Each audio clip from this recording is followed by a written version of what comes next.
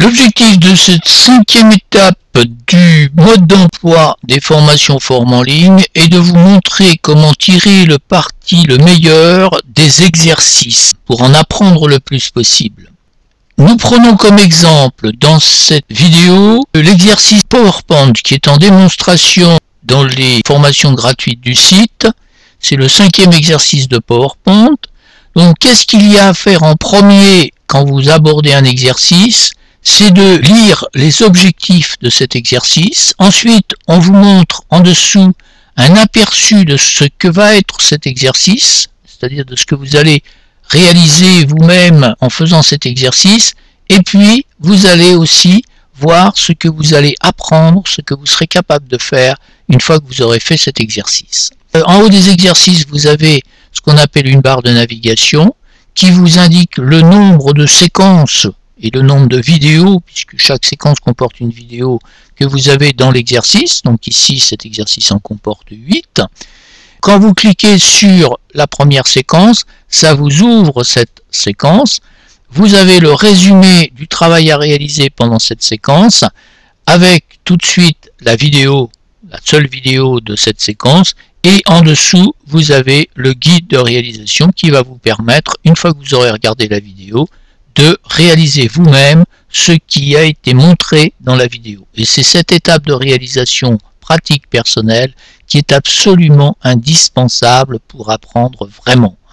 C'est comme si vous vouliez apprendre à faire du vélo en regardant une vidéo mais sans en faire, ou du ski, c'est pas possible, il faut faire. Et pour l'ordinateur, c'est pareil.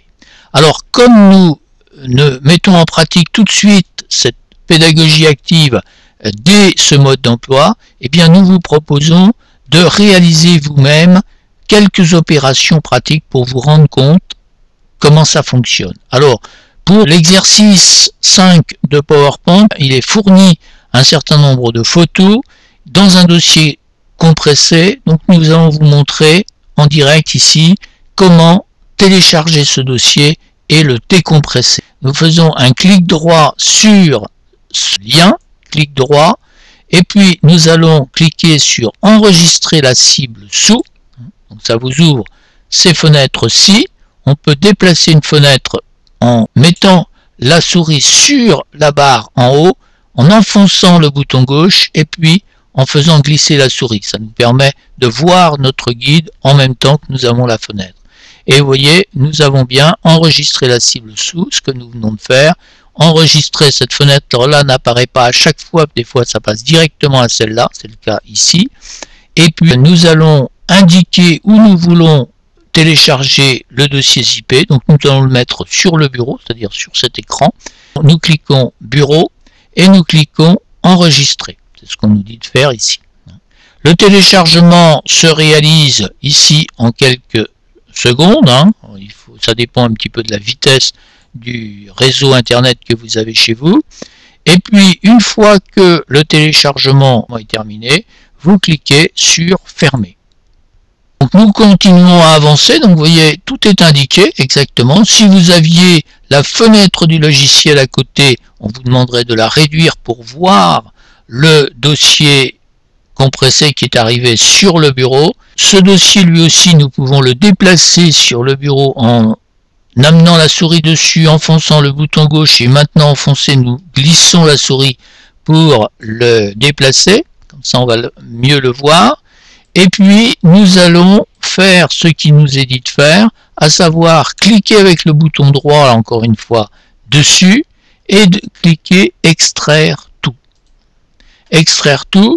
De nouveau, on nous demande où nous voulons extraire. Nous allons le laisser, là il nous parle en anglais, bureau, desktop, et nous cliquons directement sur extraire. L'extraction se réalise rapidement et le dossier s'ouvre automatiquement. Alors, nous avons tout ça qui est dans... Je pousse encore un peu la fenêtre pour voir. Je peux même la réduire un peu. Vous voyez, si je me mets sur le coin en bas, parce qu'elle est très grande, je peux la réduire un peu, toujours avec le bouton gauche enfoncé et on glisse pour réduire. Bon, voilà, ça apprend plein de choses. Et nous avons ce dossier qui est apparu ici. Nous cliquons dessus pour l'ouvrir, c'est même un double clic parce qu'il n'y a pas de bouton ouvrir, donc double clic et ça nous ouvre bien nos photos.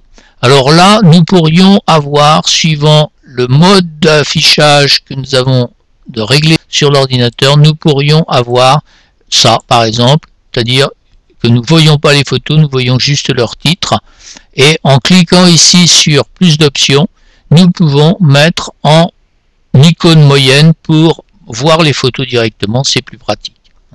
C'est un cas qui peut se produire pour vous suivant le réglage de votre ordinateur.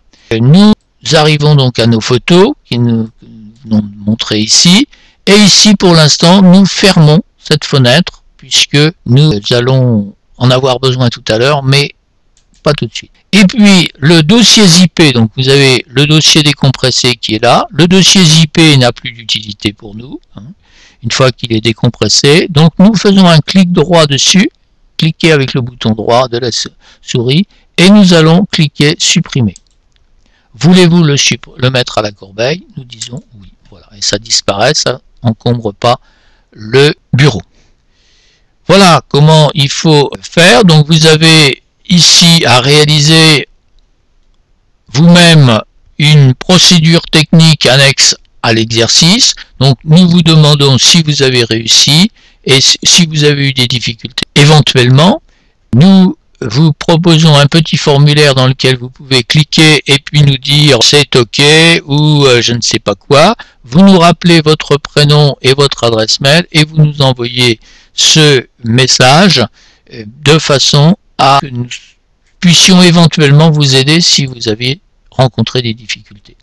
Et puis, deuxième étape de cet apprentissage pratique, nous allons vous proposer de suivre quelques instructions de cet exercice, le début de cet exercice avec le logiciel PowerPoint, de façon à bien vous montrer comment on utilise un exercice, comment on le réalise soi-même avec le guide.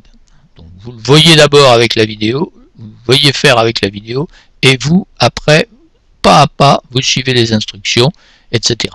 Alors ici, on vous parle des deux solutions pour ouvrir le logiciel, parce que ici, nous avons effectivement un raccourci d'écran, mais sur votre ordinateur, il est possible que vous n'en ayez pas, donc on vous indique, on vous rappelle comment faire pour aller ouvrir PowerPoint si vous n'avez pas de raccourci d'écran.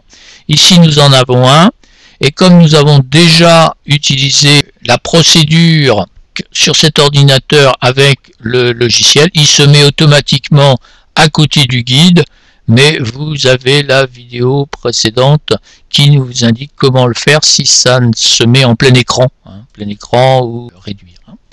Voilà. Mais il y a une mémoire qui fait qu'il vient se mettre automatiquement, vous n'avez plus besoin de bouger le bord de la fenêtre. Alors, on passe sur l'ouverture du logiciel dans le cas où vous n'avez pas de raccourci. On vous indique d'ailleurs ici, on vous renvoie à la manière de créer un raccourci si vous n'en avez pas. Donc là, ça vous envoie à une étape précise de la formation Windows. Et pour revenir, après avoir suivi un lien comme ça, pour revenir là où vous étiez dans votre exercice, vous cliquez sur la flèche retour et ça vous ramène à l'exercice là où vous étiez. Parce que si vous fermez, là ça va vous fermer tout. Alors nous avançons. Première étape à réaliser, c'est changer la mise en page de la diapositive. On appelle ça une diapositive dans PowerPoint. Nous n'avons pas besoin, nous voulons une diapositive vide pour y mettre une photo. Donc on vous indique ici de cliquer sur cette icône ici et de cliquer sur vide ici. Voilà, et ça nous nettoie, si on peut dire, notre diapositive. Et puis, deuxième étape à réaliser, c'est d'insérer dans cette diapositive vide une photo du dossier que nous avons téléchargé. Donc là, on nous dit cliquez sur insertion et puis cliquez sur image. Ça nous ouvre automatiquement la bibliothèque d'images de l'ordinateur. Or, nous avons mis nos images sur le bureau, donc nous cliquons bureau. Et nous allons trouver tout de suite nos documents. Alors, il est possible que nous soyons obligés d'utiliser l'ascenseur du bureau pour les voir. Nous cliquons ici, ouvrir. Une deuxième fois, enfin, nous retrouvons la fenêtre que nous avions tout à l'heure. nous cliquons de nouveau ici, ouvrir, et nous trouvons nos photos. Et nous cliquons sur la photo 1 que nous voulons insérer, et nous faisons insérer. La photo s'insère dans la diapositive, et puis nous allons encore suivre un petit peu l'instruction suivante. Donc on a fait ça, on en est là, et nous allons créer une nouvelle diapositive. Créer une nouvelle diapositive. Donc pour ça, nous devons cliquer sur l'onglet Accueil et puis sur Nouvelle diapositive. Donc nous le faisons. Accueil, Nouvelle diapositive. Ça nous crée une deuxième diapositive. Elle est vide tout de suite, elle.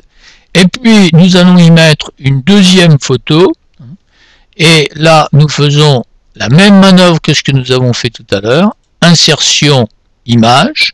Par contre ici, il est gentil avec nous. Il nous envoie directement dans notre dossier image. Nous ne sommes pas obligés de refaire la navigation. Et puis, si nous avons vu l'aperçu, c'est les Galeries Lafayette qui viennent en deuxième. Donc, nous cliquons sur les Galeries Lafayette et nous faisons insérer. Voilà, et nous avons commencé notre exercice. Nous pouvons créer autant de diapositives que nous voulons, etc. et mettre autant de photos que nous voulons. Voilà, nous allons nous en arrêter là pour cette démonstration pratique. C'est vous qui allez réaliser, après avoir vu cette vidéo, qui allez tenter de réaliser réellement ces manœuvres. C'est comme ça qu'on apprend vraiment avec Forme en ligne, pédagogie active, et puis vous vous ennuyez tellement moins à faire les choses qu'à simplement regarder, écouter. Et puis en plus vous allez retenir, vous allez avoir des difficultés parce que ça va pas toujours aller comme vous voulez. Il faut bien suivre les instructions et c'est comme ça qu'on apprend avec Forme en ligne, c'est la méthode active. Et en bas de la dernière séquence de chaque exercice, vous allez trouver un lien pour ouvrir le corriger type de l'exercice, et là vous comparez bien votre travail avec le corriger type, car plus vous êtes proche du corriger type, plus votre travail est proche du corriger type, plus ça montre que vous savez réellement faire les choses, suivre les instructions, etc. Donc ça c'est important aussi. Voilà, c'est à vous maintenant de réaliser, après avoir vu cette vidéo, les manœuvres avec ce guide. Et là, on ferme PowerPoint. Alors, comme vous referez cet exercice en entier, on ne va pas enregistrer ce qu'on a fait là. Donc, ne pas enregistrer. C'est à vous. Je vous souhaite bon courage.